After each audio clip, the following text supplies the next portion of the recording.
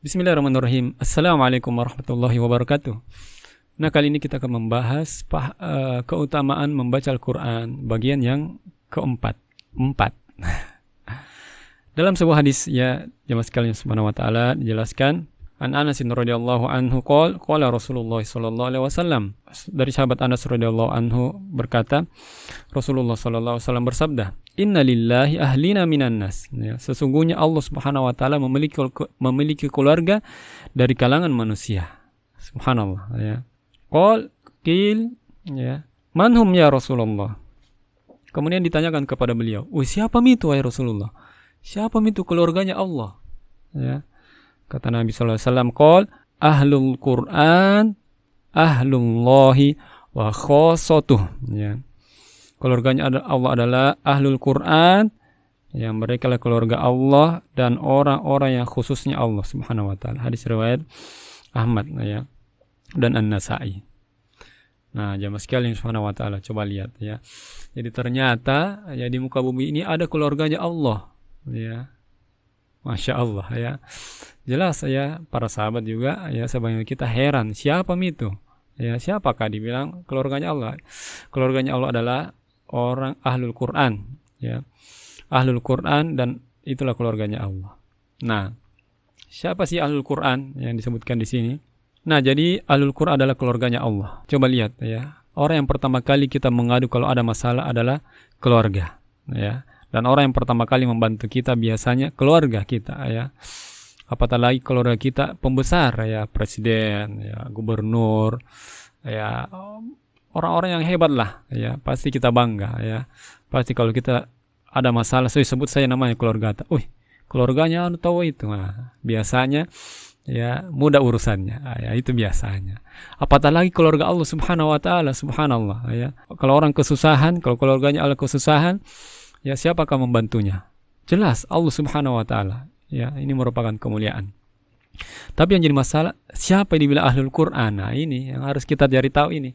Siapa yang dibilang ahlul Quran? Ya, orang yang suka baca Quran kah? Orang yang menghafalkan Quran kah? Orang yang mengamalkan Al-Quran? Nah, para ulama kita menjelaskan, ya. Di antaranya adalah Syekh Ahmad bin Abdul Razak, ya, dalam buku Al-Arba'un Al-Quraniyah, yang menjelaskan, ya, bahwasanya ahlul Quran adalah orang yang membaca Al-Quran, senantiasa membaca Quran dan mengamalkan isinya, ya, mengamalkan isinya. Jadi bukan orang hafal Quran saja, ya. Di hadis lain, ya, ketika beliau menjelaskan tentang hadis ini, beliau mengatakan ahlul Quran adalah orang yang senantiasa membaca Quran, ya, menjaga hafalannya, ya. Dia sudah punya hafalan. Apalagi kalau orang hafal Quran, dia senantiasa menjaga hafalannya, ya, membaca sebagaimana diturunkan, mengamalkan apa yang ada di dalam Al-Quran, menghalalkan apa yang dihalalkan Al-Quran, mengharamkan apa yang diharamkan Al-Quran, maka dialah ahlul Quran, ya. Ibnu Qayyim juga berpendapat seperti itu. Beliau mengatakan ahlul Quran adalah orang yang paling tahu tentang Al-Quran, ya, dan mengamalkannya, ya. Orang yang rajin membaca Quran plus mengamalkannya, meskipun ia tidak hafal keseluruhan, ya, Al-Quran. Jadi biar orang bukan hafal Quran, tapi dia mengamalkan Al-Quran, maka dialah ahlul Quran. Ada orang yang menghafal Quran, bagus hafalannya, lancar hafalannya, tapi dia tidak mengamalkan Al-Quran, maka ini akan menjadi pemberat nanti di hari kiamat, akan menjadi laknat baginya, ya, akan menjadi celaan baginya di hari kiamat, ya.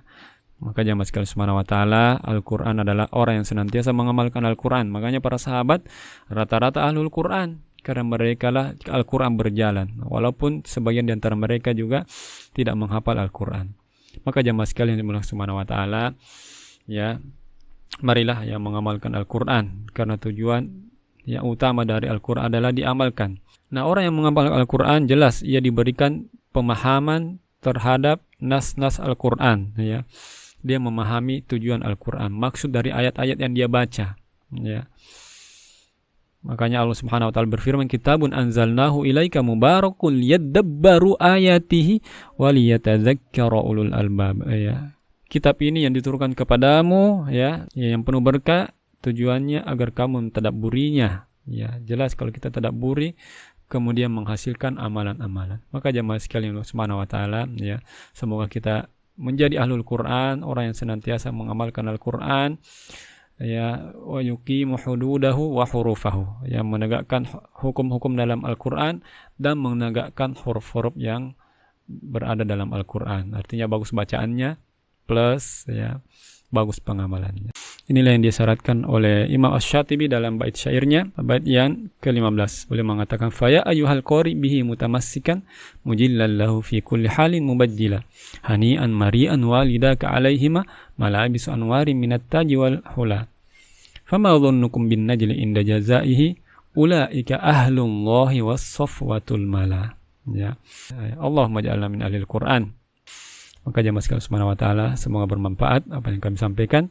Subhanakallahumma bihamdik asyhadu an la ilaha illa anta astaghfiruka wa atubu ilaik. Assalamualaikum warahmatullahi wabarakatuh.